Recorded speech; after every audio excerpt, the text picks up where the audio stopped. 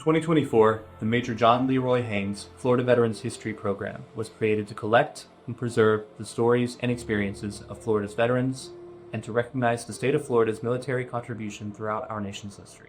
Through recorded interviews, the Florida Veterans History Program Oral History Collection acts as a living archive of first-hand accounts to capture the details of military service and the voices, memories, and reflections of the Floridians who served. The Major John Leroy Haynes Florida Veterans History Program is operated by the Department of State, Division of Arts and Culture's Florida Folklife Program. Together, we are proud to ensure that Florida's military history is preserved, honored, and shared. My name is Julian Duncan with the Florida Department of State, Division of Arts and Culture, Florida Folklife Program. Today is February 27th, 2025, and I'm interviewing Charlie Reichert in Monticello, Florida. This interview is being conducted for the Major John Leroy Haynes Florida Veterans History Program and will additionally be submitted to the Library of Congress Veterans History Project. Also present at this interview is Jeannie Ortiz. Good morning, Mr. Reichert. Good morning. To start us off today, could you please tell me a little bit about where you were born? I was born here in Jefferson County in Monticello. And your family has deep roots in Monticello, is that correct? Right. Can you share more about your parents? Can you tell us about your parents? My dad was a barber as well as a farmer in the 1920s and 30s. My mother was a housekeeper all of her life. She never worked. She never earned a dime at a job.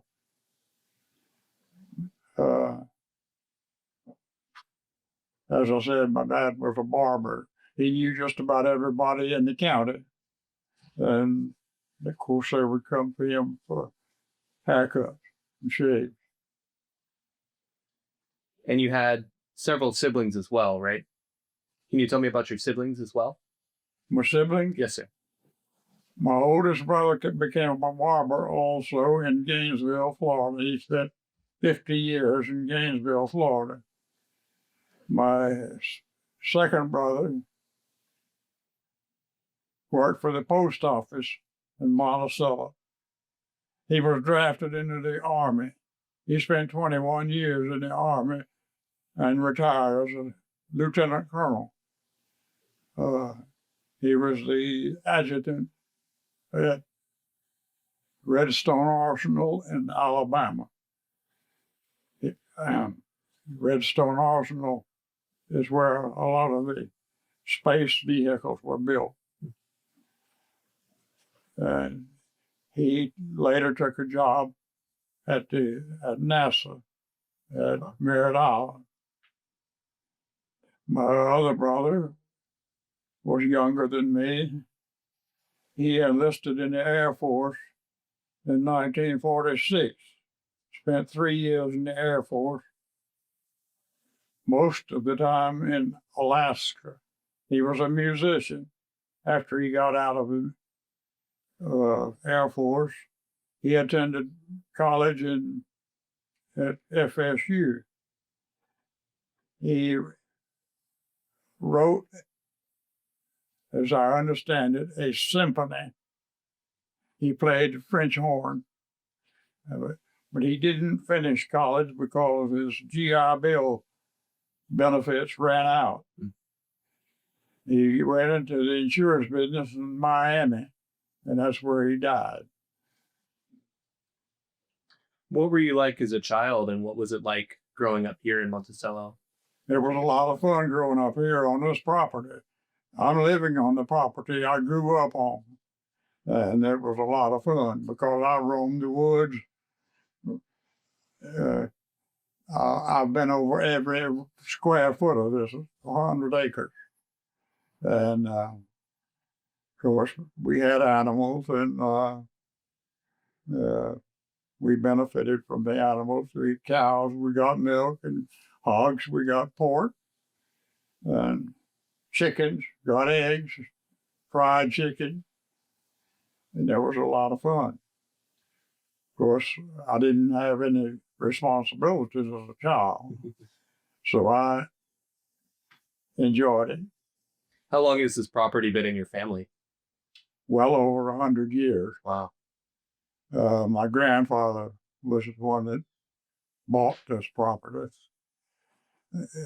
He bought different parts of it at different times, but he owned all of it before 1900. And what did he do? What did he do? What did your grandfather do? Well, he farmed most of it. Eventually, he moved into town, and he also was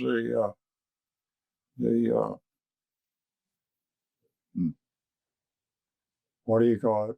He had the Coca-Cola franchise here in Jefferson County, and he retired from that and turned it over to his son. But eventually, it kind of faded out. They took it away from the son. But, yeah, that's one of my uncles. You worked for the Monticello News for a little while before you joined the Navy. Is that Right. correct? Right. What was that experience like? I ran presses, set type, and made casts for pictures and the whole 9 yards, except running a linotype machine. They wouldn't let me touch a lot of linotype machine. So I did that for almost a year before I went into the Navy. Was this when you were still in high school? Was this while you were still in high school? Well, most of it, yeah. Okay. So what led you to enlist in the Navy in 1943? I had enlisted in the Navy for two reasons. Reason number one, I didn't want any part of the United States Army. Reason number two, I didn't want any part of the United States Army. That's a good reason. And I say that as someone in the Army. So this is 1943, correct? Is when you went into the Navy? Right. And you're just after high school, or is this a little while later? After high school, I was sworn in the day before my 18th birthday. Okay. So your parents probably had to consent for you to join. They consented for me to join at that time. They wouldn't consent earlier because they didn't want me going off and getting shot. Okay. Okay. So you weren't drafted, you volunteered. No. I enlisted to keep from me being drafted. Okay. I had a choice if I enlisted. I would not have had a choice had I waited. Mm-hmm. So how did your parents feel about having several children serving in the military at the same time? My mother didn't like it at all. She was always worried that one of us was going to get into battle and get killed. Mm-hmm. We all survived. Mm-hmm. I'm glad to hear that. So you joined the Navy and then shipped off to boot camp in Maryland, correct? Right. Can you tell me about that experience? Do you remember any of your instructors? Well, the first day I was in boot camp, they showed a broom in my hand and told me to sweep the barracks floor. Yeah, that sounds right. The second day in boot camp, they told there was about 200 of us. They told everybody to take off all their clothes and put them in this box. They gave us a box to put them in and put our home address on. So for a whole day in boot camp, there's 200 people running around buck naked all day while they were taking medical information from us and getting us ready for uniforms and things like that. Did you like military life? When you were in the process of adjusting during boot camp, did you like military life? Was it a difficult adjustment? I didn't like any of it. What was your least favorite part? What did you not like about it? Drills,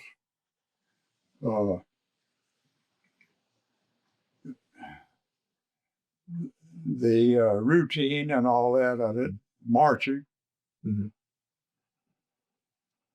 It was just a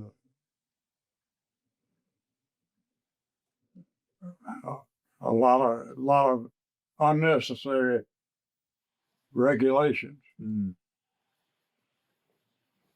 Did you learn? Do you feel like you learned some good skills during that time? Say again? Did you learn some good skills during that time? At least, do you feel like it changed you in a? Do you feel like it changed you in a positive way? Did you learn some good skills? Well, I got used to it, as everybody did, and we survived. Good, good. So you spent some time in Maryland, and then you went to fire control school immediately after that, right? After my boot camp, I got a 9-day leave. I came back to Monticello and went back to Bainbridge, Maryland. And they put me in fire control school. I got sick, went to the hospital, stayed 7 weeks. Oh, wow. When I got out of it, I had pneumonia. When I got through, I went to fire control school for 16 weeks. So what was fire control school? What did you learn there?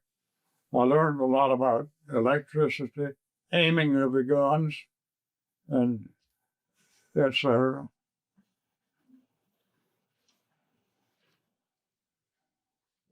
And you ultimately served as an electrician, even though you were trained in fire control school. There's a lot of electrical theory and fire control operations. So when I got overseas, they switched me to electrician because they had a complete complement of fire controlmen already. How did you feel about that? Would you have preferred one or the other? Or were you? I preferred the electrician. That's what I wanted to begin with. Why did you prefer that over fire control? Because fire control had no future opportunities to make a living. So you were stationed overseas on the USS Dobbin, is that correct? That's correct. And what was your day-to-day work as an electrician on the Dobbin?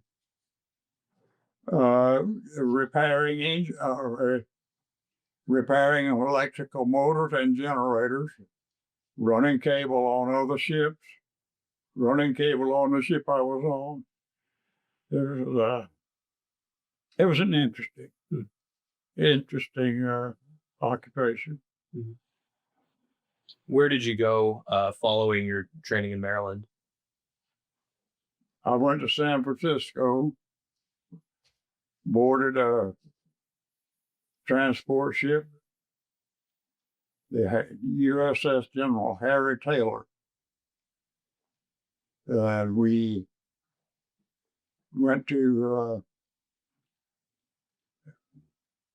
Milne Bay, New Guinea from San Francisco. I've been over the Golden Gate Bridge and I've been under the Golden Gate Bridge.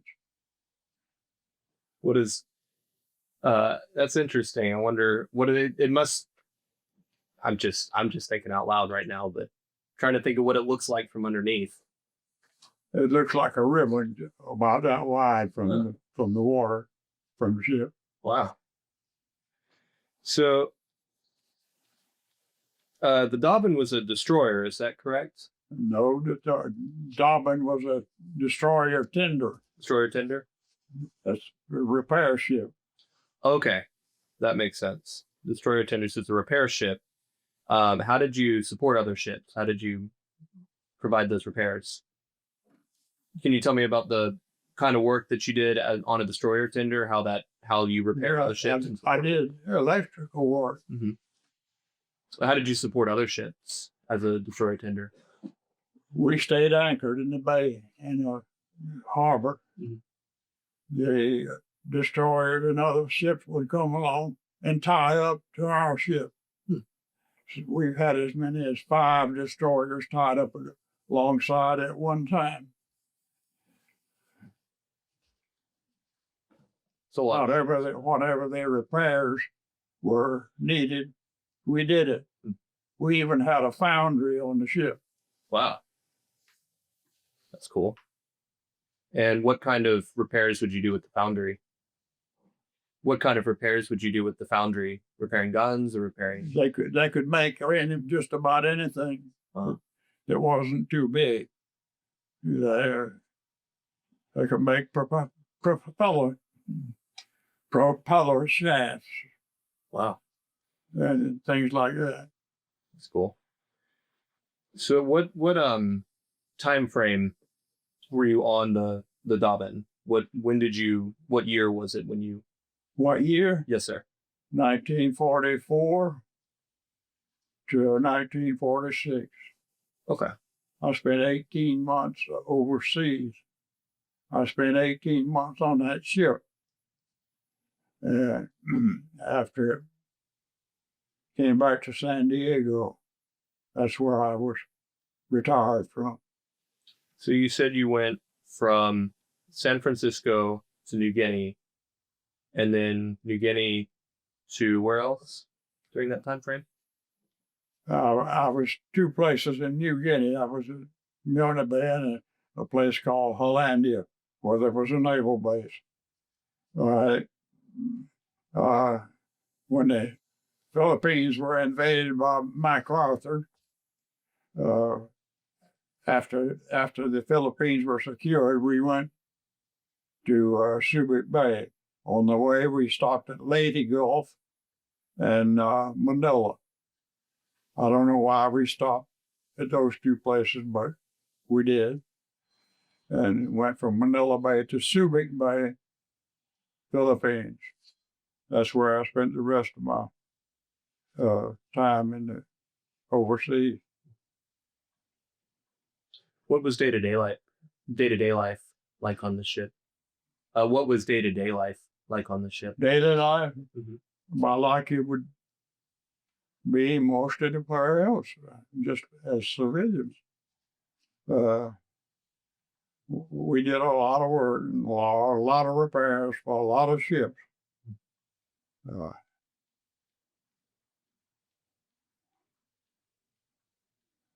I think you mentioned when we talked before that the ship was very crowded. It was what? It was crowded. Oh, it was crowded. I had about 700 people on the ship, and it was built for about 500. How many people slept in a room? We didn't have room. The mess hall was used as a sleeping quarters. We slept on cots with a mattress on them. But the mess hall was filled at night with cots and people. And if there were no room, you had to find where you could sleep elsewhere, all over the decks. So sometimes under the stars. Sometimes you slept under the stars then. Some of them slept under a tarp. Some of them slept in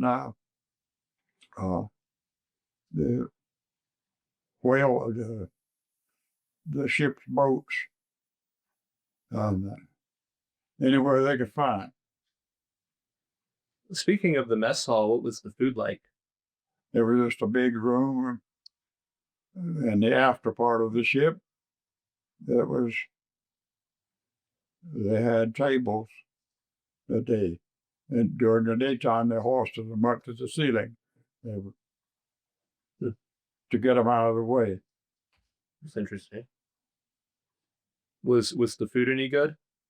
Was the food good? Not really.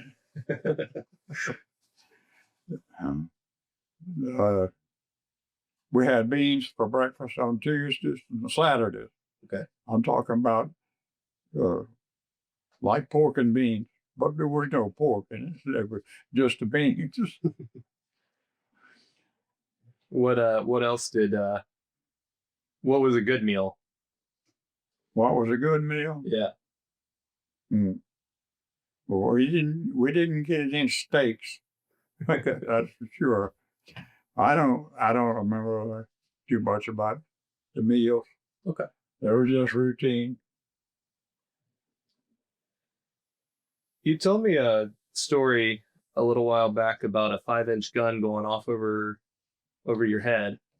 Can you tell that story? After we boarded the transport ship in San Francisco, about the third day out, they called general quarters. General quarters is every man goes to his battle station, but the passengers were told to stay where they were when the general quarters were called. Well, I didn't know it, but where I was standing was a 5-inch gun right up over my head. After about 3 minutes after general quarters was called, that gun went off, and I just about jumped overboard. And then I saw the shell hit the water out about a couple of 100 yards away. I said, uh-oh, we done run up on a Japanese submarine. We're shooting at it. There was target practice. No submarine. That's good. Were your ears ringing afterward? Yes, I couldn't hear for a week. Jeez. Yeah, I'm curious about that. I mean, I think you told me you didn't encounter Japanese submarines at any point. No, we didn't. We didn't encounter a submarine at all. I'd imagine that was always a possibility. There was a possibility. Was that something that was stressful, or how did that feel to know that could happen? Well, we had a pretty good time going over. We went across the equator, and we were initiated into the Shellback Society. That's Shellback is the name for somebody who has crossed the equator. And then we also crossed the international date line. When we crossed the equator, they had the ship's company initiated the passengers, and the passengers were like me, would be dumped into a tub of water, a big tub of water on deck. You sat down on this chair, and they jerked the support out from under the chair, and you fell into the water. They also they clipped everybody's hair right down the middle to the skin. You had hair on each side, but none in the middle. So the ship's crew had a pretty good time of it. That's cool. What was the purpose of shaving the hair? Is that? That was just to aggravate you most. That's funny. Were the working conditions ever dangerous? Working conditions? Yeah. Or the kind of work you were doing? We got along. Working conditions were good. I mean, you did what you were told to do, and you got by okay. Okay.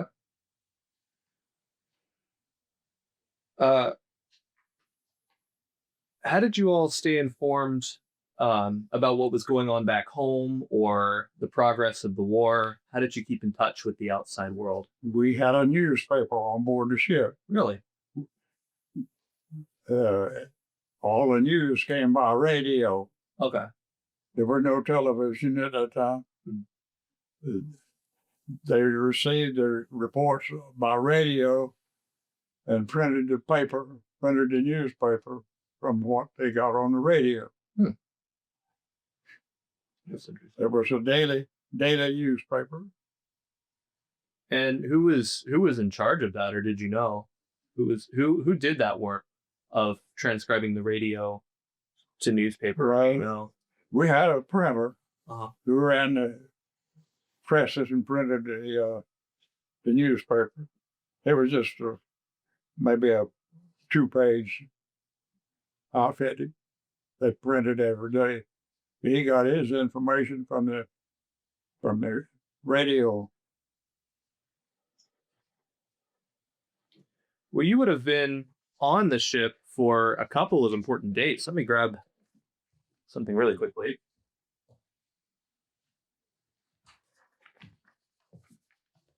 You would have been on the ship, probably hearing reports of the Battle of Iwo Jima. I was in Subic Bay in the Philippines when the Battle of Iwo Jima came on, February the 23rd, 1945. I was in Subic Bay. How did it feel hearing that information? We didn't get that information until it was all over. Oh, okay. But I mean, But that was a Marine Corps operation. yeah. Yeah. I'm just curious about some of these major news events. I mean, August 6th, atomic bomb is dropped. The first atomic bomb is dropped. Battle of Iwo Jima. You're hearing about these things on the radio while you're on the ship. I mean, what was that like? It came by radio when the bombs were dropped on Japan, on Hiroshima, and Nagasaki. That ended the war. Yeah. When all the ships in the bay that had boats,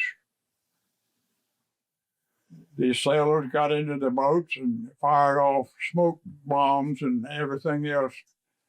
The bay was covered with smoke from these operations. It was a grand sight, and I thank God and Harry Truman for dropping those bombs. Otherwise, I might have been right in the middle of it. So that was a relief to hear that on the radio, to hear that these things were happening, that the war was essentially over. Right.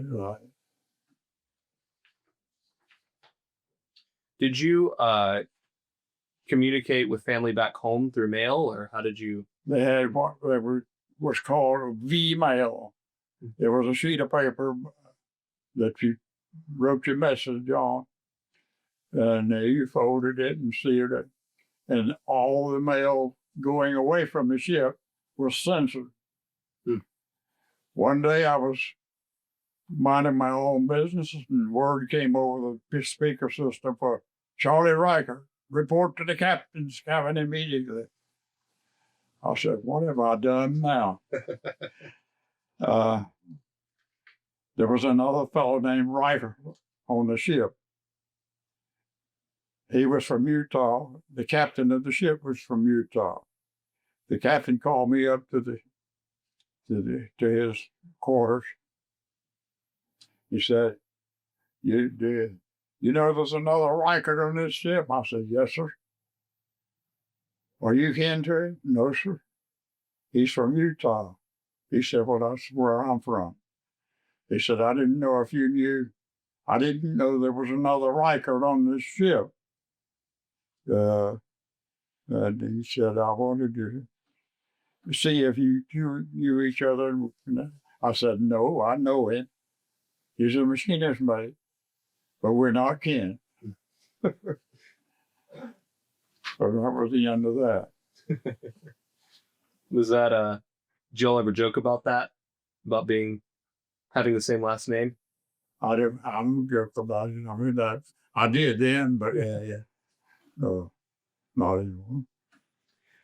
How on the subject of jokes, what kind of humor was there on the ship? Were you all cracking jokes all the time, or? Well, we had a movie on just about every night. The crew of one of the boats would go to the hill, bring back the films for the movies. One of the captains was always late coming down to the movie. He would come down just about every night, but he was always late. Somehow or other, this warrant officer, my boss, nobody liked him. Somehow or other, a fire hose got shoved into his porthole in his quarters and was turned on with water, sprayed the hole inside of his quarters. They never did find out who did it, but there was one man was shanghaied to another base. I imagine. Imagine you got in a lot more trouble if they knew for sure who did it. So after returning, what was your homecoming like? Joyous. Yeah. That's all I got to say. I was ready to get out of the Navy. Mm-hmm. I had had my fill of it, and I wanted out. It interfered with my freedom and my moving about. Mm-hmm. It interfered with my whole life. So I was ready to get out and do something else. And I was discharged on May the 8th, 1946, in Jacksonville.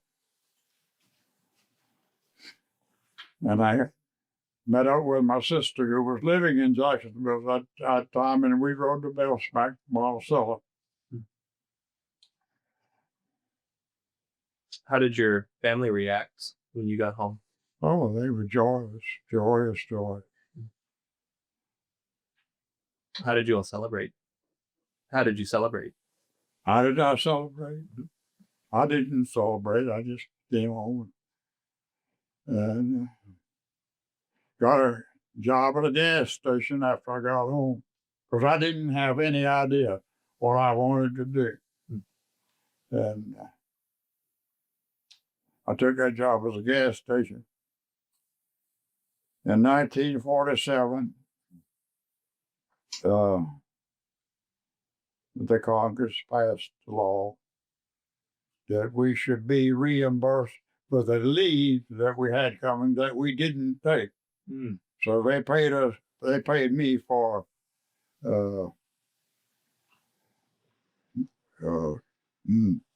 I think, I forgot how many days it was, but they put a $250 check in my pocket. That was my ticket out of town. That's when I moved to Jacksonville in 1947. Got a job at the shipyard. Stayed about 3 weeks. I didn't like it. I was an electrician's helper. And I left there and took a job on a tugboat. All that crude oil and 100 octane gas, aviation gasoline from Fort Lauderdale to Jacksonville Naval Air Station, and from Charleston, South Carolina to the Naval Air Station into the Intracoastal Waterway. I stayed on that job for about a year. Left, got married. Eventually, that was produced. Well, I know Jeannie. Do you have other children? I know Jeannie. Do you have other children? I had other children, yes. I had 2 sons and 2 daughters. I've lost 2 wives and 2 sons, so I'm no stranger to grief. Yeah, sorry to hear that. So you found your way to the postal office eventually, and you worked there for many years. Well, we moved to North Carolina for 2 years. I took a job driving a truck from Winston-Salem, North Carolina, north as far as Boston, New York, New Jersey, Philadelphia, Baltimore, Providence, Rhode Island. That lasted 2 years, and then I got my notice to report to Jacksonville to be interviewed for this post office job. I took it. I went to Jacksonville. Well, I came back from a trip, and the letter was waiting there for me. I went and told my boss, I said, I made my last trip for my crane trucking company. I'm resigning. He said, if you ever want a job, you come back to me and I'll give you one. Well, I moved back to Jacksonville. And that's where Jeannie was born. This was in September 1954. She was born December the 28th, 1954. But I worked for the United States Postal Service for 27 years as a distribution clerk, because when I went in, it was in the Postal Transportation Service. It wasn't the post office, it was Postal Transportation Service, which dealt with distribution and transportation of mail. Mail was all hauled by a passenger train at that time, except air mail, of course. But passenger train service was in decline. And by 1965, most of the passenger trains had been discontinued. So they had to find other ways to transport mail. They used trucks. I spent most of this 27 years working at the airport in air mail, distribution and transportation of by air mail. By 1965, as I said, the passenger service on railroads was just about gone. There's still a few around, a few trains around that haul mail, but there's very few. And the Northeast is with it. Still haul mail by train. Did you work with a lot of other veterans? Yes. Most of the people that I worked with were veterans of World War II. Some of them had been there a long time, were not, but the younger ones were veterans. I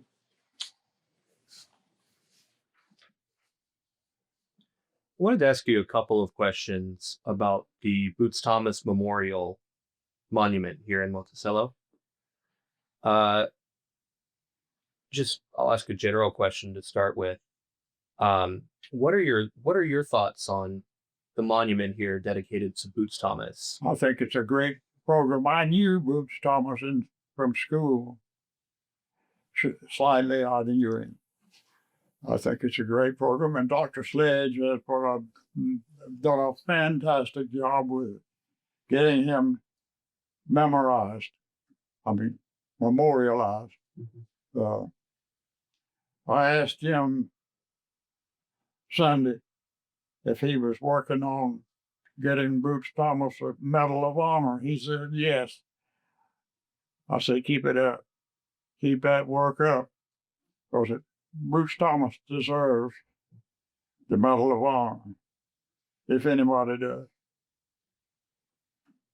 What was Boots Thomas like from your? Well, I didn't know him intimately. I just remember him from high school, and he played football.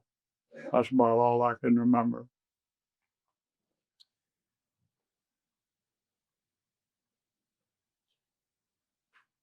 How do you feel the memorial impacts the community's connection to history? Say again. How do you feel the memorial impacts veterans in the community? Well, for me, what I saw Sunday, it's impacted this county. Myself and 3 other veterans are the only World War II veterans, according to that are left in Jefferson County. There may be more than that, but that's all we know of. So the impact has been great. I've attended all of the meetings at Moose Thomas over the past 7 or 8 years, and I think it's a great program. And this past Sunday was the greatest meeting that we've had. It was the first one I'd been to, but I really enjoyed it. Were you there? I was there. Yeah, I was in the back with a camera, so I really enjoyed it. What do you think going forward the community can do to continue to remember the service of World War II veterans and other veterans through these kinds of programs and through these? Recognize them and support them. That's all I can say. Support them. Mm-hmm. Because we as veterans have done a fantastic job of defending this country. And these bleeding heart liberals are trying to destroy this country. And we cannot let them get away with it.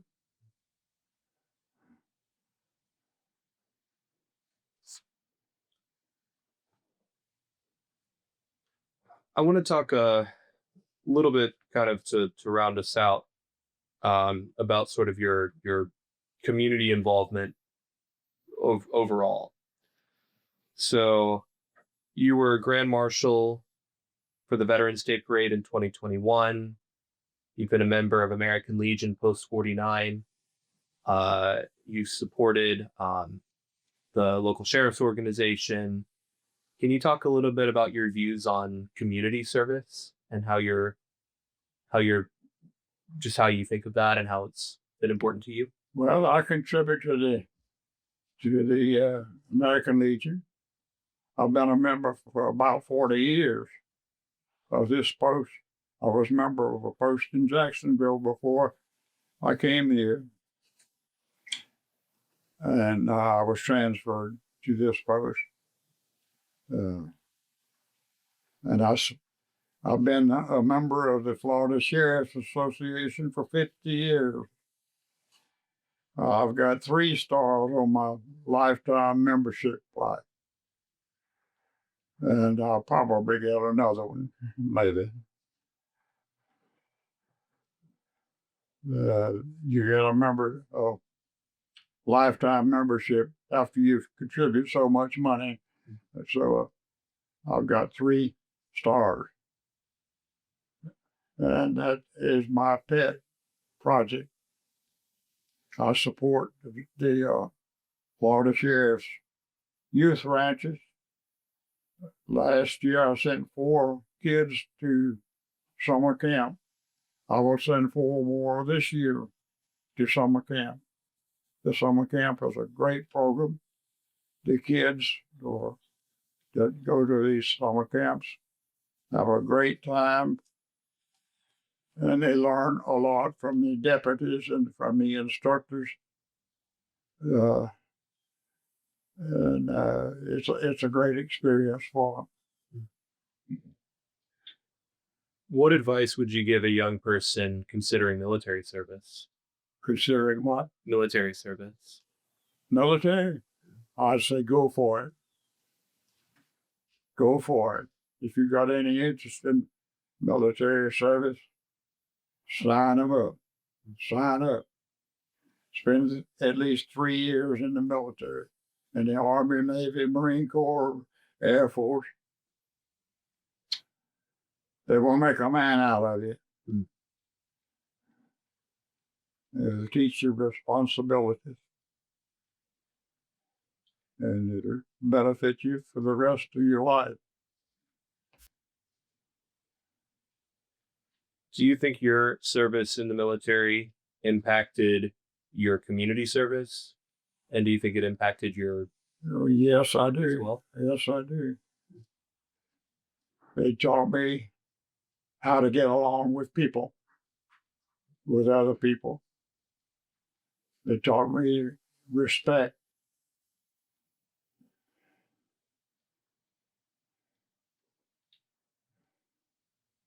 Did you and your brothers ever talk about your experiences in the war over the years? Very little, very little. But we didn't. We knew what each of us were doing, so why talk about it? Interesting. Well, sir, is there anything that you would like to share that we haven't covered today? I can't think of anything. We got covered just about everything that Yeah, pertains to me. that we talked about a But lot. I will continue to be I'm an American Legionnaire, and I will continue to support the Sheriff's Youth Ranches until I die, which won't be long. I'm 99 years old. You look spry to me. Okay. I'd like to thank you for your time and thank you for your service as well. You're welcome.